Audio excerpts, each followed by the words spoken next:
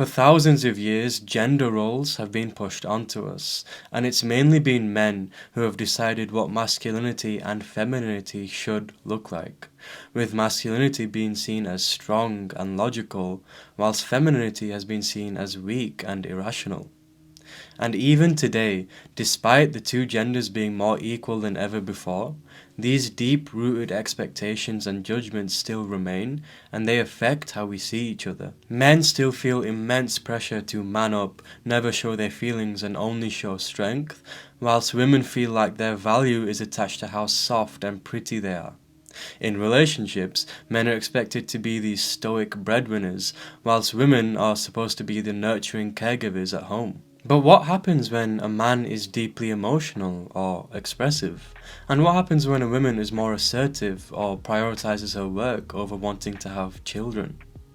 Well, as many of you will know, they get criticized, shamed and judged, not because there's anything wrong with them, but because of how deeply people have been conditioned. So I'm making this video to talk about why you should not repress your feminine or masculine side, whether you're a man or a woman, and why these all gender roles are more harmful nowadays. Before I start talking about gender roles, I want to be clear about something.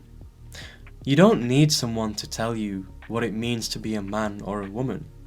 You don't need someone to tell you what real masculinity is or what real femininity is. As long as you are happy with who you are, and you try your best to be a good person and not hurt anyone, then none of this stuff really matters that much. At the end of the day, people are going to judge you no matter what you do, and the internet is only going to keep throwing more extreme opinions at you of what it means to be a real man or a real woman. So just do what works for you and be authentic.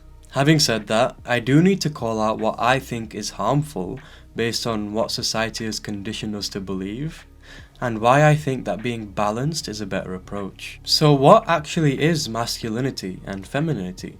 Well, they are basically concepts describing qualities and traits typically associated with men and women, based on how men and women have acted historically. Things like being logical and assertive were more associated with masculinity, whilst being nurturing and emotionally expressive were more associated with femininity. Now personally, I don't think that there's a big problem with keeping these labels, as long as we accept that everyone can show a mix of both of these traits. Men can show feminine traits and women can show masculine ones. But the problem is that we are shamed for doing so. A man who is more open with his emotions, and maybe he wants to stay at home and look after the kids too, he will be made fun of and literally called a girl. And similarly for women, if she is more assertive or maybe she prioritizes her work over having children, she will be called bossy and not feminine enough. We also need to acknowledge that historically it's been men who have held power, which means they are the ones who have decided what masculinity and femininity means, and they were the ones who judged femininity as lesser, as inferior.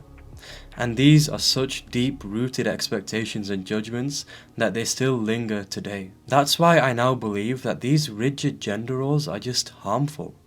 They force us into two tight boxes and punish us for expressing ourselves. How many times as a man have you been told to just man up, or you've been insulted and punished for showing weakness? How many times as a woman have you been told to just do your job in the house, or to not pursue certain hobbies because men do those hobbies? At some point, we tend to avoid this punishment by just sticking to what makes us more manly or womanly. But the irony is that the more you try to repress your feminine side or your masculine side, the more it will just leak out in unhealthy ways. You can see this in the hyper-masculine man, for example. He puts on this macho facade of strength and bravado, but then he also has these moments where he's overly sentimental, or he has childish outbursts of anger, maybe he throws a tantrum or gets very defensive, and he can't control those moments. Similarly, a hyper-feminine woman may play into this soft, seductive and girly persona, but underneath she has resentment for playing that role, and so her repressed masculine energy will show up in passive-aggressive behaviour or a need to manipulate and control others behind the scenes. My point is that the traits that we usually call masculine or feminine are within everyone, and repressing them will only harm you. If we were all really authentic and not afraid to be who we were, then I don't think we would over-identify with one side or the other. And I'm not going to deny that men are better at certain things and women are better at other things. But the problem is when you believe that you have to pick a side because that's what you were taught growing up. From the toys we were given as kids to what we saw in the movies to what our parents told us, it's all conditioned us into either acting like a man or being a proper lady. So instead of developing to see the benefits of being a more rounded and balanced person, we end up conforming to our gender roles. But as I've already explained, the traits associated with masculinity and femininity can be shown by both men and women, so let me now explain the benefits of showing both. In relationships, for example, we often look for a partner who has qualities which we repress within ourselves. Maybe it's empathy in a woman, or maybe it's assertiveness in a man. We often think that opposites attract, like the really masculine man and the really feminine woman. But what's happening is actually a search for balance. One of them is searching for what they lack or repress within themselves. A man who has shut off his own emotions from himself might be very attracted to a nurturing woman, not because of her softness, but because deep down he craves emotional safety.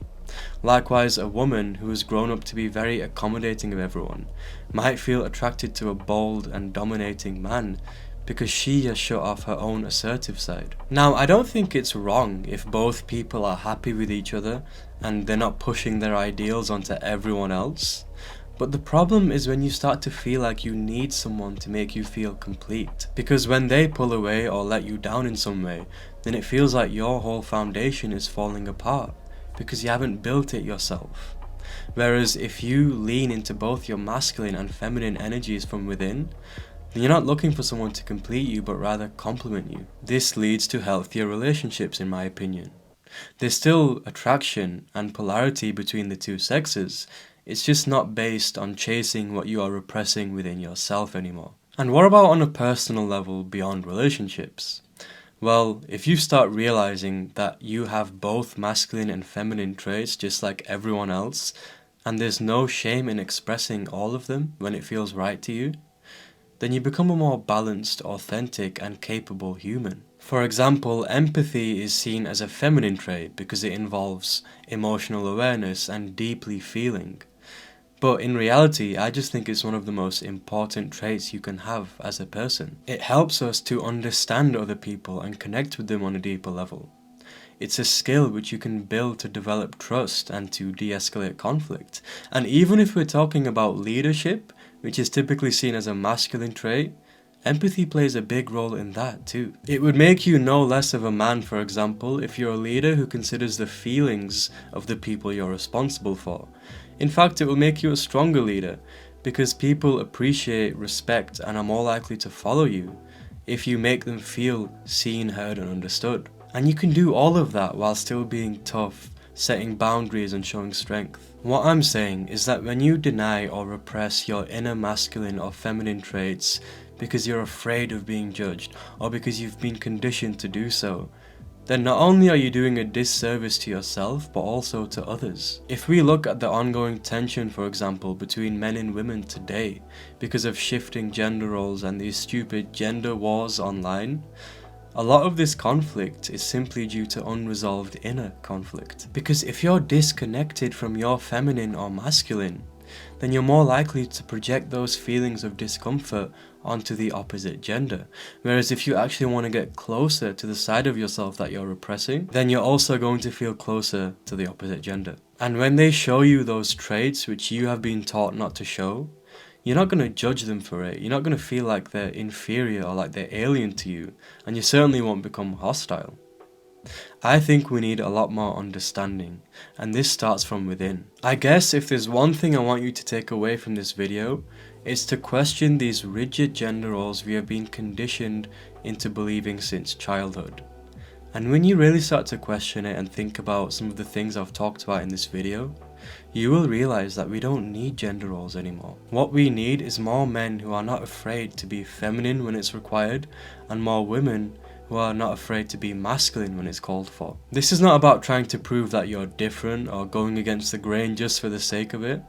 It's about understanding that the wisest and most grounded people are those who are able to tap into both sides, both the strength and the softness.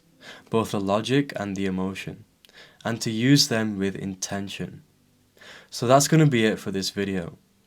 I hope you found some value from it, and if you did, leave a like and subscribe for more, and I'll see you in my next one.